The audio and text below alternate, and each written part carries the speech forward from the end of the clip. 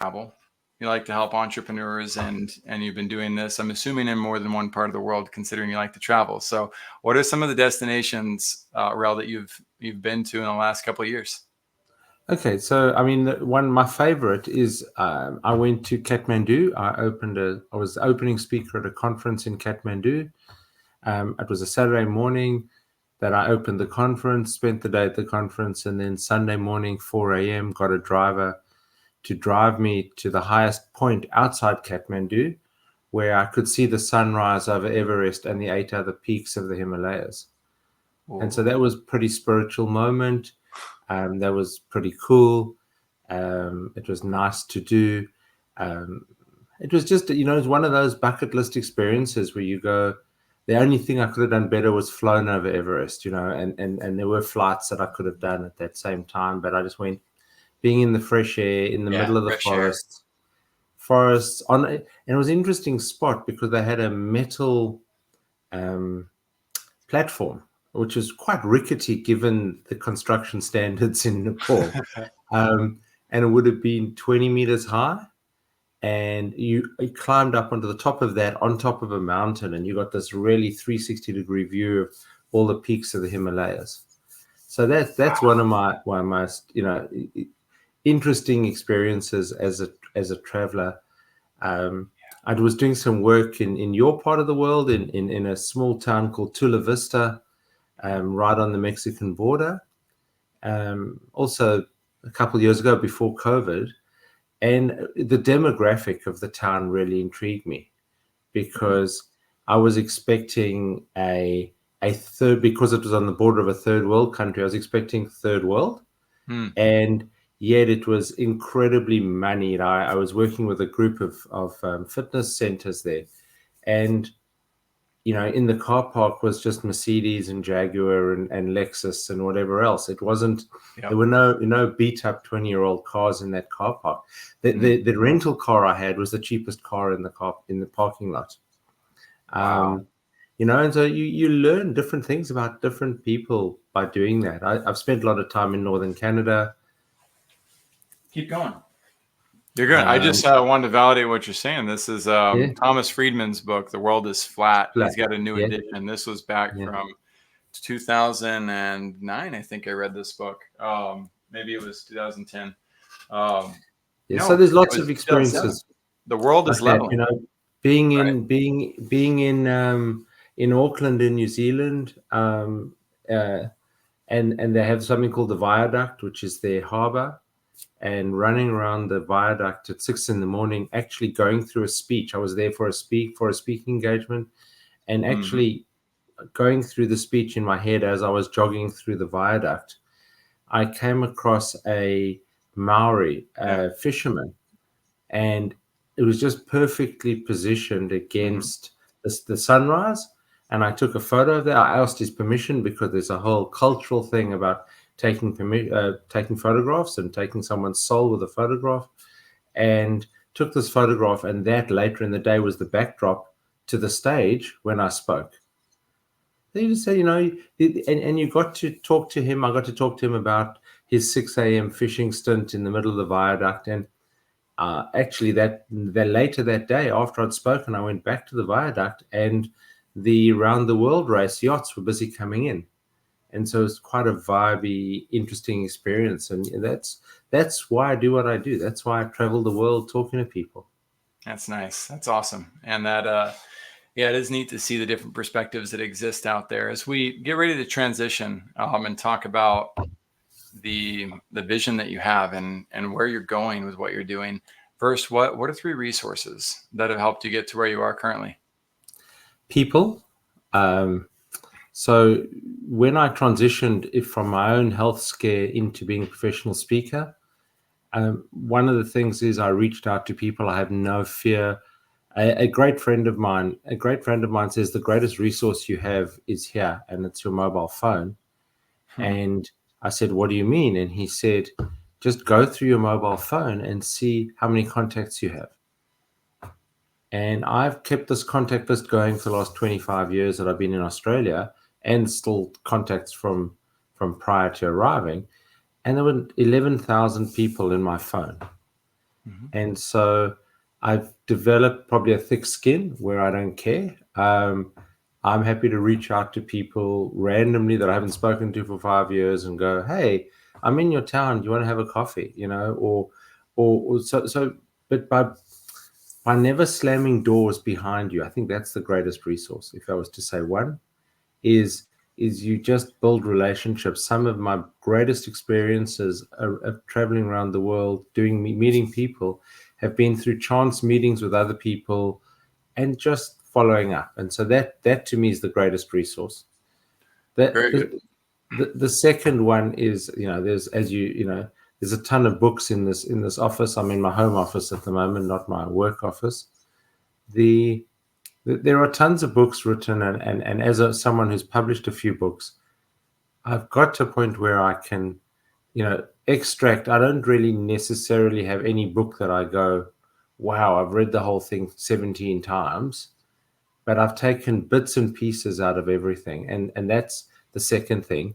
And the third thing is I watch a lot of other professional speakers.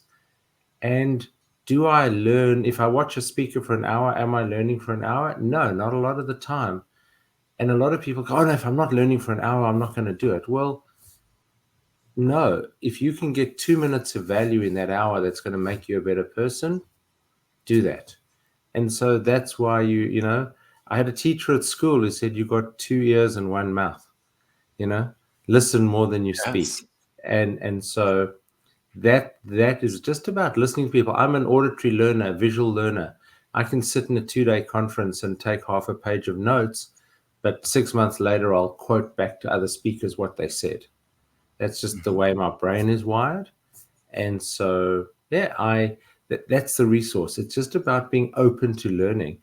And it's taken me to close to my 60th birthday to actually become coachable.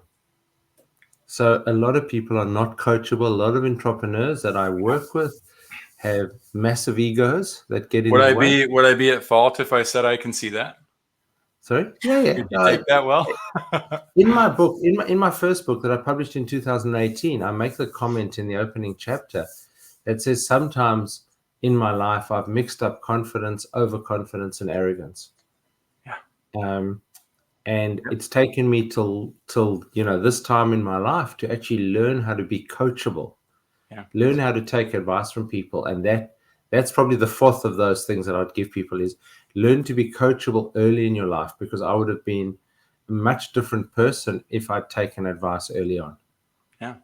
That's a beauty of the virtue of self-assuredness, right? But the vice of arrogance and how close they can be. Yet it's funny, even our virtues can get in our way, right? There's times to be self-assured and there's times to be a little bit more humble, which doesn't mean submission. It means appreciation for other perspectives.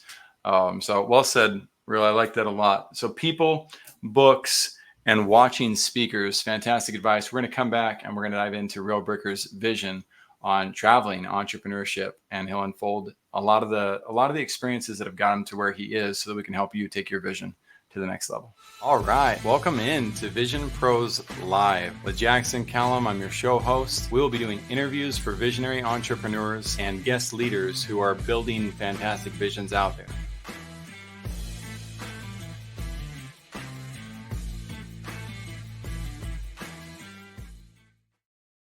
Hey, what's up? And welcome into another episode of Vision Pros Live. I'm your show host, Jackson Calame, founder and CEO of First Class Business.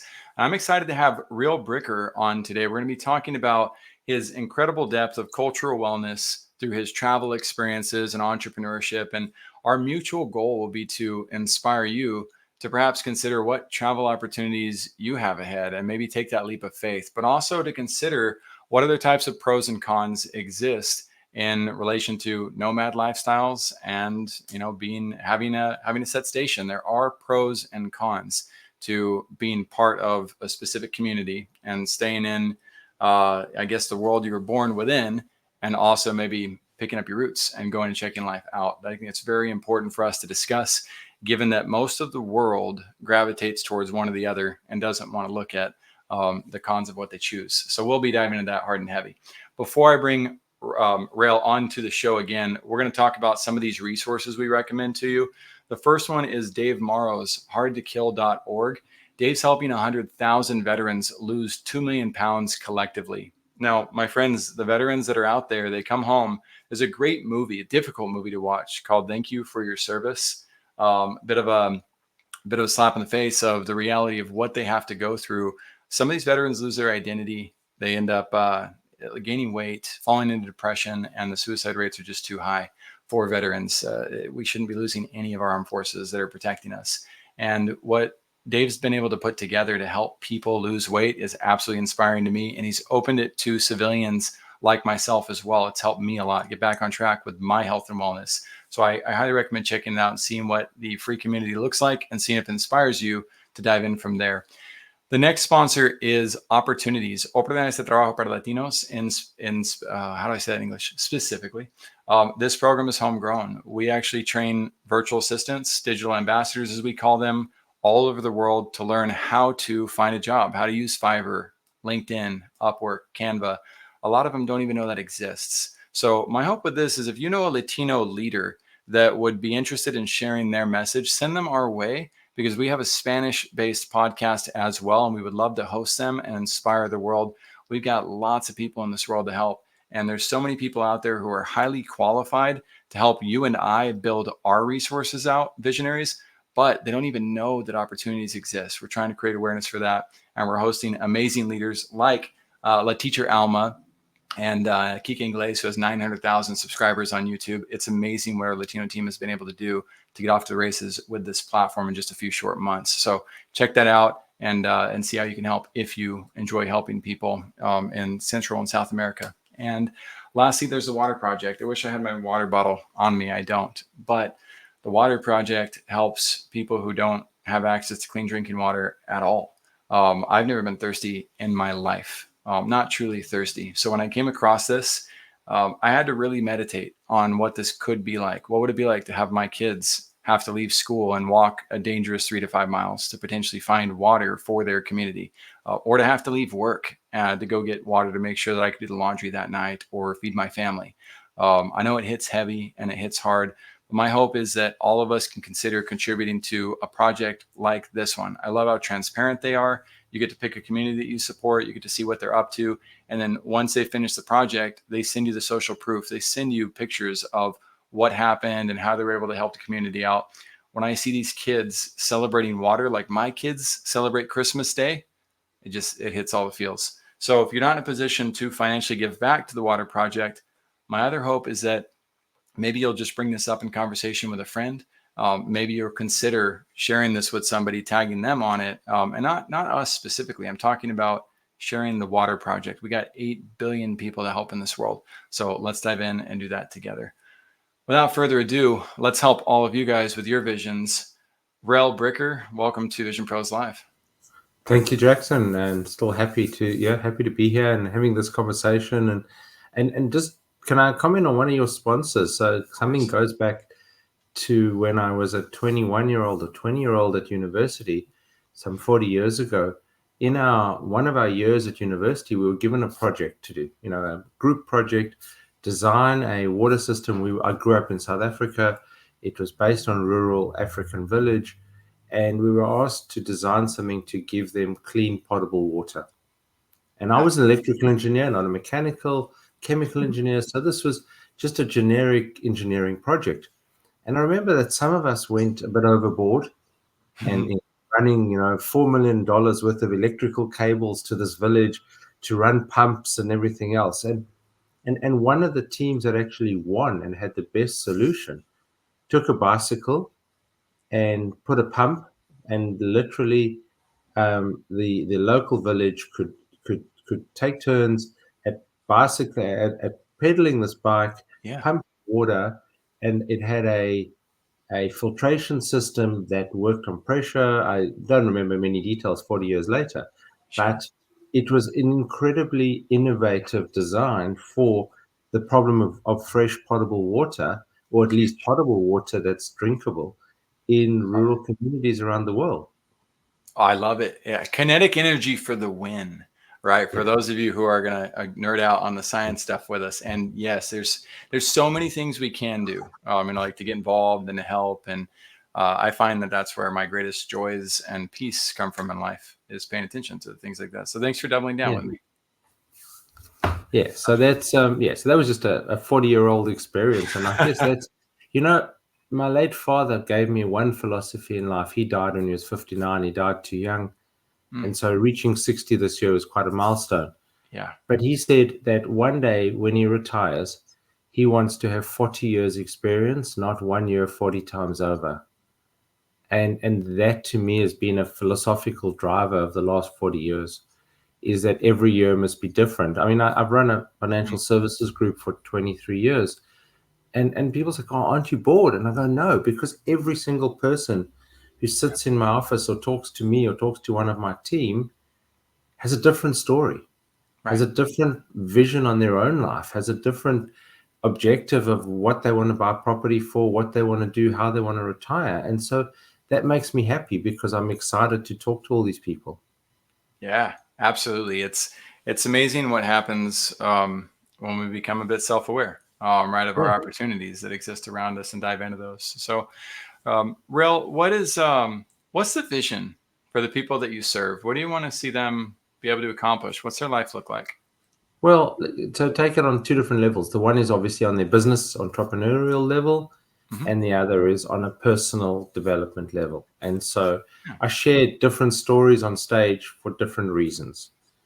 On a business level, it's about optimizing people and process, because that's all business is. It's either people or process. And if you can work out which one of those is the problem, you optimize people and process, and then you get productivity and profitability. The back of my first book, the one published in 2018 called Dive In, says business is not complicated. Business is simple. Just dive in and adjust your course while you're moving. I'll challenge that, and here's why. I love it. I love the simplicity, because the human body, right, is so simple that my 3-year-old can draw it. Right? It's that simple and easy, and it's also so complicated that a doctor can study it for 40 years and still not scratch the surface of understanding it at the nth degree. And so, while I agree that business is simple, I think one of the greatest traps that people fall into is they overgeneralize and oversimplify the reality. And they say, well, he just said fix the process, and I feel like I fixed it, so why isn't it working? And it's because they're looking at that without the context of the reality that, if you've got a restaurant, right, and I've got a recipe book, 300 recipes, maybe even 5 recipes, all simple, easy to cook, right? But I've got to deliver it at the right time, at the right temperature, to the right person, have the right host team member greet them. I've got to have the spoilage. I got to be aware of that, the costs associated with it. So no, it is simple, but it is far from easy, and it's complex. Well, yeah, yes and no, and I'm gonna challenge you on that one, because I'm excited for it. Yeah, what I mean by business being simple is that I get entrepreneurs coming to me for advice as a coach, as a mentor, and going, "I'm on spreadsheet number 27, and I think this business works." And I go, "That's 26 spreadsheets too many." Okay, because at the end of the day, if you've got a vision of your business and whatever that may be, it doesn't really matter. As long as you have an intrinsic belief that it's going to work, you go for it, and you don't overthink it. And I've done that lots of times in different businesses that I've started. I've not overthought it. And so when I say business is not complicated, it's about that overthinking it. We overthink it. We go, "Oh, we need to build a $2 million IT system, and whatever to start." No, you don't. I mean, I think in the current world, interestingly, in the venture capital space, the concept of an MVP, and that's not the most valued player, that's the minimum viable product, has changed the mindset. Because, 20 years ago, entrepreneurs would go off and spend 2 years in a bunker or sitting in the hills developing their product. Today, they're going for a minimum viable product and going, how do we put this out there in the market to see if it works? And if it doesn't work, let's change it. And so that's philosophically where I come from with entrepreneurs is do it. If it doesn't work, change it. Yeah, there's a very Just change important. adjust your course. Don't stick head down in the sand Yeah. for 2 years because you're going to be dead. Well, there's a very important difference between the startups that can abide by agile and building the hyperloop, right? Where Yeah. you might kill people if you listen to that advice. So there's a context, right? There's a nuance about it. And our audience, we don't really control which entrepreneur they are, but there's certain repercussions. You can take one side of it, the great side, and I'm with you. Elon Musk sold 180,000 cars from stage that wouldn't exist for 2 to 3 years. It was the most brilliant vision, culture, marketing play I've ever seen, right? And in addition to that, somebody else tried to do the same thing with an event. His name was Ja Rule, Yeah. and he also got a documentary featured on him, and he went to prison because he couldn't fulfill the vision that he Yeah. laid out there. So we still have they have to balance the idea of, okay, agile matters, waterfall matters. We as entrepreneurs, you can overthink it, but you can also step in a Lamborghini, hit the gas pedal, and find yourself in a brick wall before you know it. And if you've got a family to protect and provide for, we need to be aware of that too. There's Yeah. an and here, not an either, in my opinion. Oh, absolutely. There is, and again, I see lots of entrepreneurs coming up with brilliant ideas, but at the end of the day, when I talk to them and they go, "Okay, this solves this narrow problem." I mean, there was in my very first business I started, we used to do something called functional benchmarking with clients. Sounds really technical, and all functional benchmarking meant was if you want to benchmark your business, benchmark it not against your competitor because then you're just doing more of the same.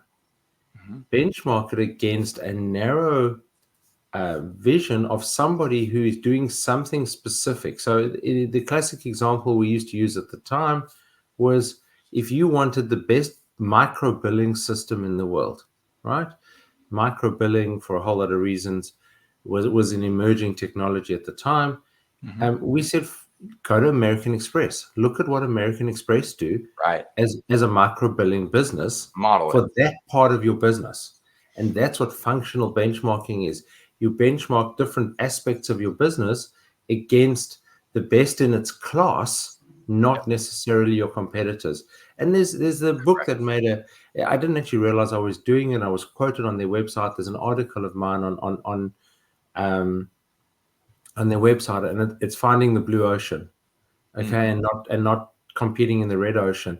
And if you go to the Blue Ocean website, there was a blog I wrote that they've requoted on their website, and there's a chapter in the book called "Finding Your Blue Ocean," and that is literally about finding that narrow niche outside the mass market, where you can establish yourself on one dimension or two dimensions, not 20.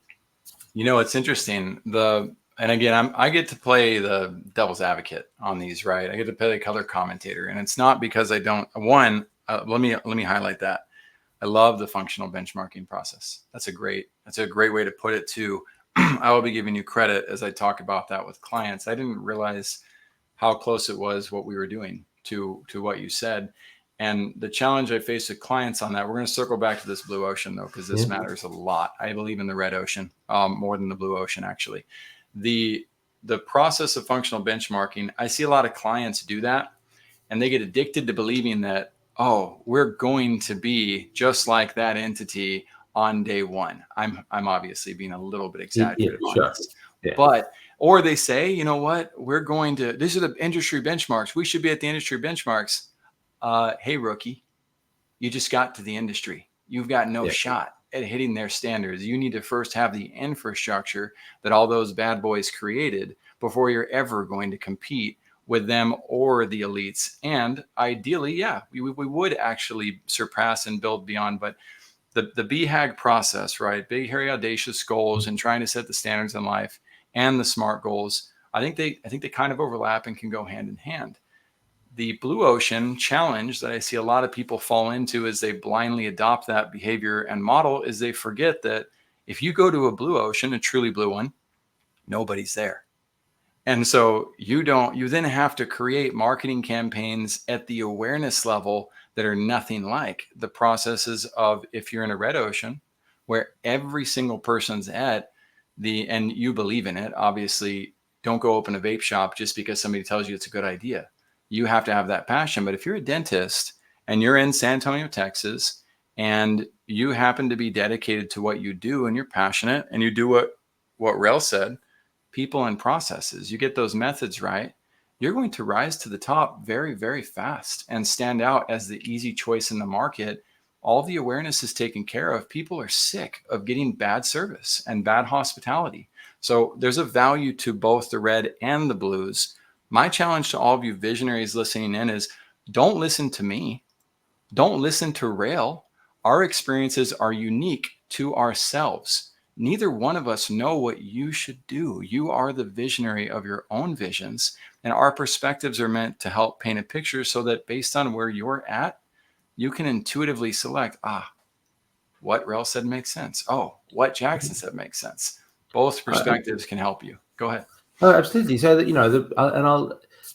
the blue ocean only came to me as a real understanding when I was doing triathlons 11 years ago.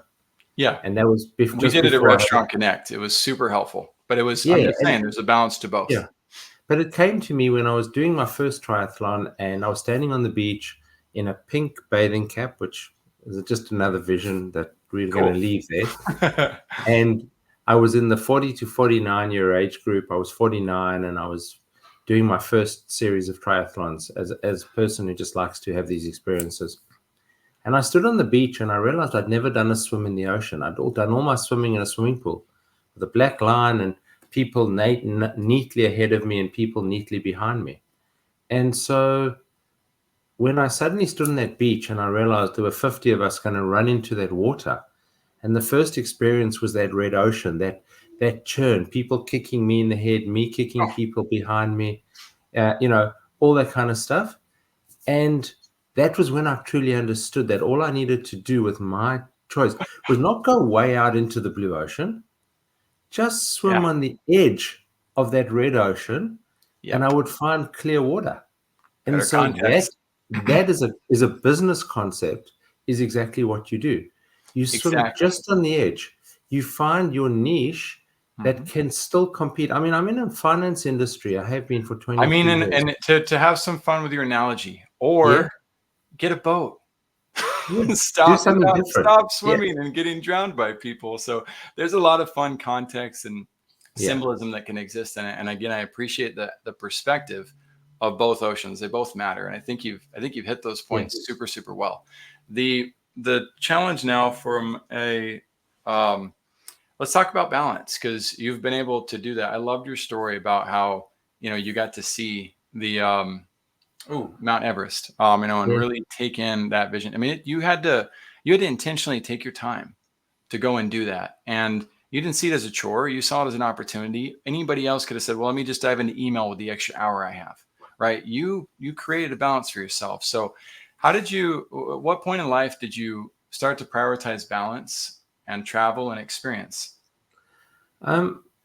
Many years ago. I mean, I guess my first big travel experience was in 1997, after I listed my first business on the stock exchange, and then I had a year's contract. I left the business in August 97, and I was a bit lost. I'd been in that business 24 hours a day for 7 years, and great success. And we managed, we reverse listed into a listed shell. We had done 9 acquisitions for that shell over 18 months. And then I said, that's it, my time is up. And I walked away, and it was quite sad. I was crying on stage when I thanked the team that we had 160 staff. And the next week I saw a special ticket for round the world travel. And I looked at my wife and I said, we've got 2 small kids, a 4-year-old and a 1-year-old, or 3.5-year-old and a 1-year-old. Let's go traveling. And we traveled for 5 months with 2 small kids, a dial-up modem laptop, because that's all you had in those days, that weighed about 12 kilos all of its own. A mobile phone that, there was no roaming or anything like that in those days. And, You had to get SIM cards for different countries. It was quite interesting, but the experience of traveling the world at that age. A lot of people do that round the world trip when they're retired and they're 65 or 70. I got to do that when I was in my 30s. And it was an amazing, eye-opening experience. We did 22 flights over that 5-month period. Went from South Africa through Europe, to the US and back through Australia. We were still living in South Africa. Left South Africa with about 80 kilograms of luggage. We traveled too heavy in those days, and arrived back with 160 kilograms because we acquired stuff along the way and extra bags. And it was quite funny. As we got to Europe, I rented a small Fiat because we only had small bags. By the time I was in Australia, I was renting 4-wheel drives just to take our luggage. Yep. So, dude, you were a digital nomad pioneer. Yeah, very. I mean, I'd like to think so. I mean, I have a tech background. I have 2 master's degrees. One of them's in software engineering, others an MBA. And I did both of those in the 80s. So I don't call myself a software engineer anymore. But I've always embraced as technology. And so in 2001, as an example, or 2000, we were traveling the world with a venture fund that I was with in Australia. We're just listed on the Australian Stock Exchange. We did a trip through Israel looking at startups, and then we went to the Valley, to San Francisco. And we were still actively trading shares on the Australian stock market 20-odd years ago. And I had a laptop, again, with a worldwide dialing thing that gave me local access to the internet on dial-up modems in any country. And so I'm going to dive into some meat here because I got anyway, you. So that was the early days of. And here's why, guys. As you're listening in, I'm not cutting Rael off because I don't like the story, but because he shares this type of stuff on all the other podcasts he's on. He gets to talk about all the lovely and the rosies, and what I'm catching is we got a depth of wisdom to be able to dive into and truly learn from. I also did the digital nomad lifestyle. I ran into the pros and cons. I don't see hardly anybody on the planet talking about the cons. Why? Because it's easier to sell what's attractive, and it's easy to sell what's easy. But what I think we have a responsibility to do is also help all of you considering that to understand, like, well, what are some of the things we should watch out for if we're going that route? What are some of the things that we can prepare for that some families out there may take for granted about travel with young kids, or how it affects a husband and wife to be around each other 24/7. Right. There's different, I don't know what your life was like. I know what mine was, but Rael, what kind of wisdom can you grant us about maybe some of the things we overlook as we get prepared to follow your steps? So, I mean, my kids grew up traveling from a very young age, and we were lucky, I guess, that you get onto an airplane and you see the kid open their mouth and scream for 4 hours. My kids were never like that. Huge blessing. And so we were lucky. Okay. Me too. But part of it was the calmness that I guess my wife and I exuded. Like, we were never stressed, except for one time where we landed in Chicago and didn't realize there was a time change and had to sprint from gate 1 to gate 20 to get the kids and us onto the next plane. But that's just part of the experience of doing it. Yeah. You know what? So we were fairly chilled, and we stayed in each place for 5 to 7 days or even longer. So we managed to establish a base.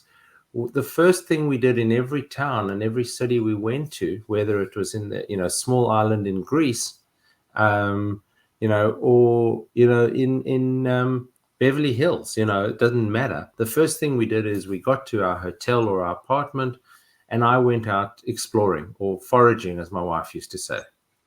And I used to forage for things like, not really forest foraging, just as a shop foraging, things, the basics that we needed in any town. So our kids, needed, milk to drink, because they grew up on cow's milk, not formula. Okay.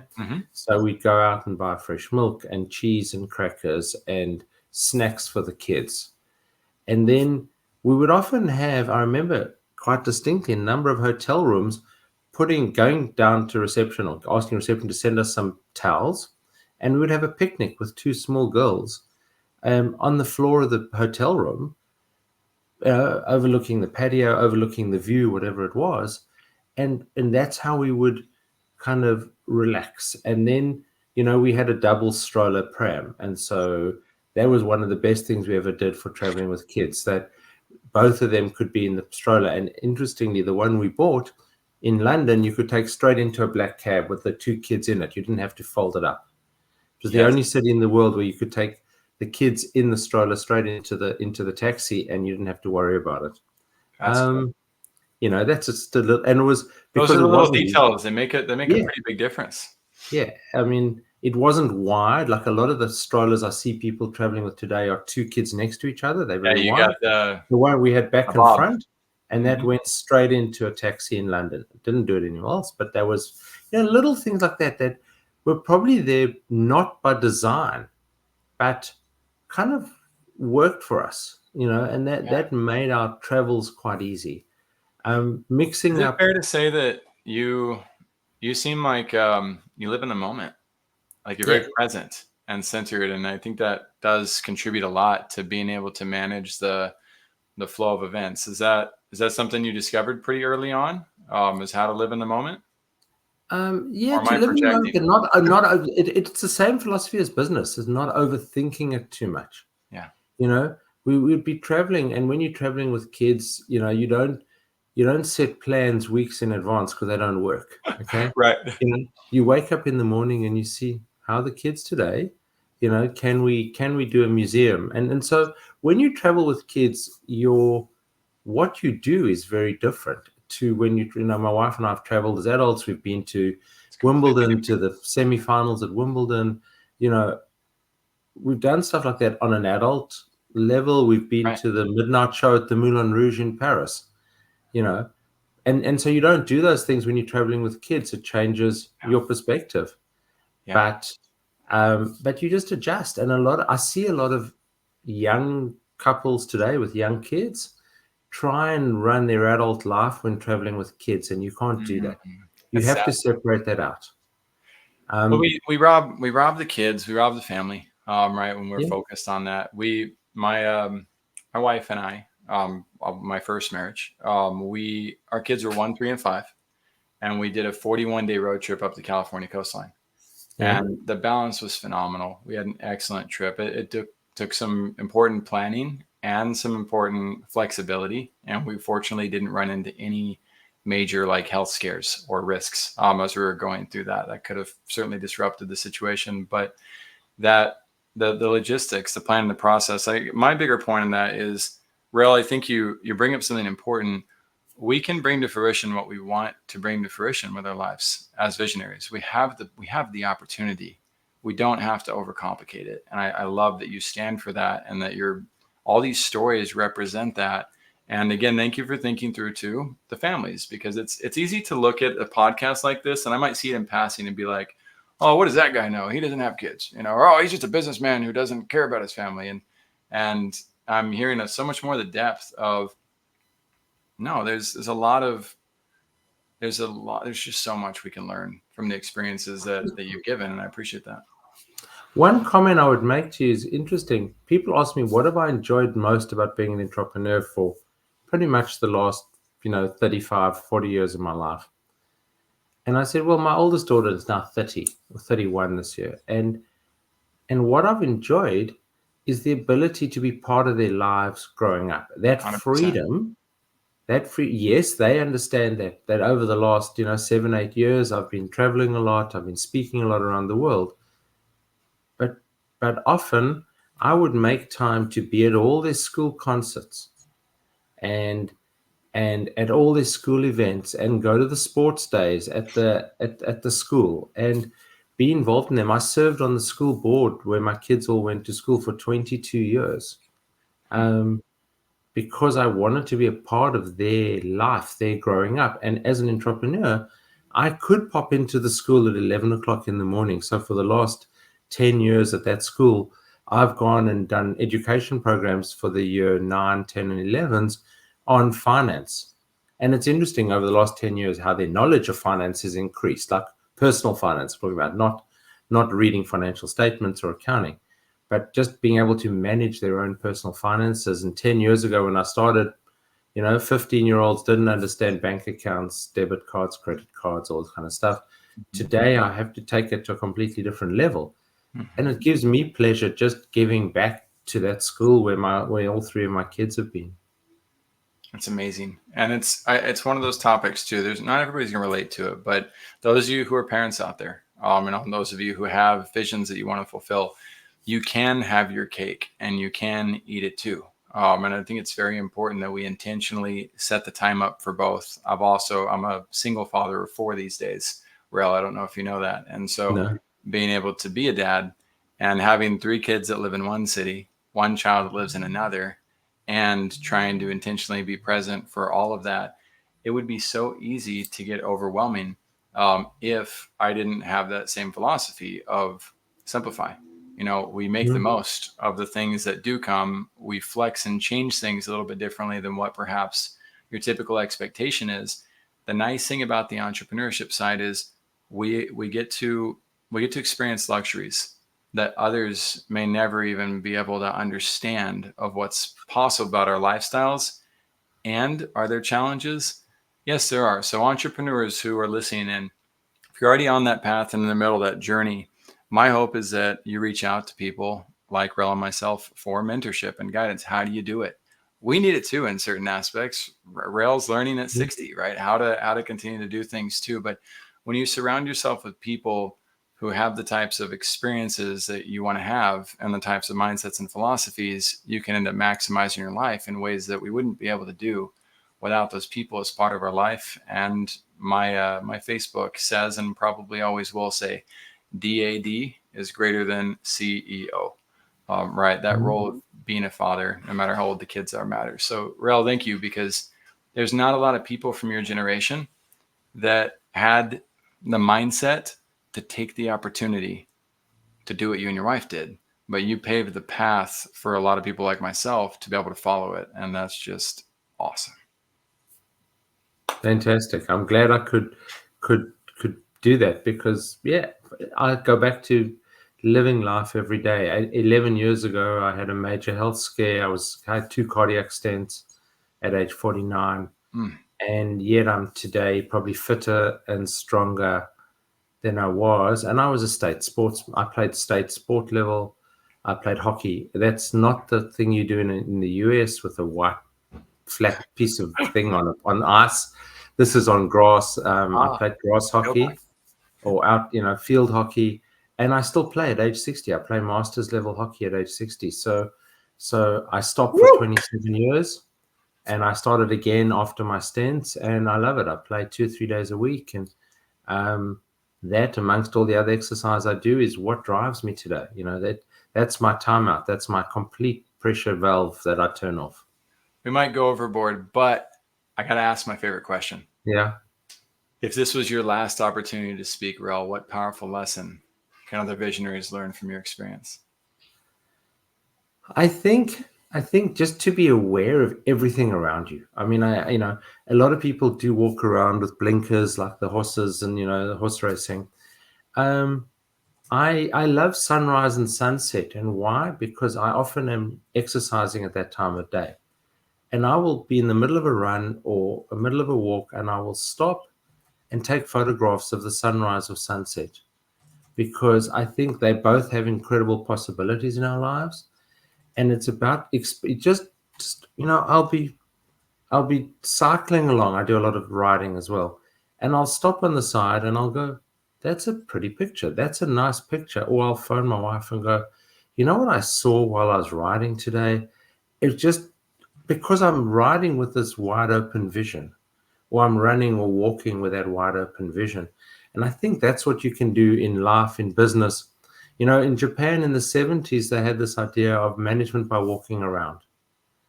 I go to my team every day, and I take my coffee when I get to the office, and I sit down in the open plan area, and I talk to them. I ask them how their lives are. I'm already getting messages. We're recording this at 7:30 in the morning here. There's messages from my staff. One of them said she's not feeling well. She's not coming in today. She'll work from home. But I'll walk in and I'll check up on everyone. I haven't messaged her back because the message came through while we're recording. But, that kind of thing, I will sit there and say, what problems are you having today? What clients are giving you issues? This is in my finance business. What clients are you having a problem with? How can we solve the problem together? And then I'll go off to my office and do other stuff. And I might be working on, I'm doing 2 keynotes next week, and I'm working on new structures for those keynotes. So I'll go to my office and I'll work on those keynotes, and then I'll be back there in half an hour because I can't sit still. And I'll be talking to them again about something. And, given that yesterday was the US elections, we had the TV running in the office, and there was a lot of commentary and a lot of banter and a lot of discussion about it. And it's about that openness and willingness to talk to people and get to know your team. My average tenure is 12 years of my team. Awesome. That's a long time for people to be Yes, it is. loyal to the business and loyal to me, and I appreciate that loyalty. Huge. But that didn't come from nowhere. That came from the openness, the open door, the willingness to talk to them, and the willingness to talk to everyone in the business about themselves and get to know them. I'm sure that there are a few other companies out there with a tenure similar. I haven't looked, but I can say this. The only other company that I know for sure that has that type of track record is a company named Fonda San Miguel in Austin, Texas. And after 30 years of being in the restaurant industry, they're still consistently ranked in the top 100 restaurants in the nation. There is a lot we can learn from taking care of our people, being present with them. Rael Bricker, you've done an awesome job of delivering a lot of value to us today. Vision Pros who are listening in, down below this episode, you'll see the action steps. You can get a hold of Rael and talk to him. You can reach out on any social media platform. People like Rael love to mentor. We're always accessible for the people who come with the right types of attitude typically. Then down below that, we've got the other resources that he mentions that you can follow up on those. Makes it easier to compile your notes. We have one more call to action. In the top right corner of the screen, you're going to see a button that says be our guest. If you'd like to share your vision with us, you don't have to be a world traveler who's helping entrepreneurs over the course of 40 years. You might be new to your vision. You might have a brand new family and you want to talk about how to be the best parent you can. We're looking for leaders that are coming in and helping bless our lives and the lives of others. And if you feel like that's you, then definitely apply and come on the show. Rael, thank you so much for being on the show today. And Vision Pros, we will see you all on the next episode.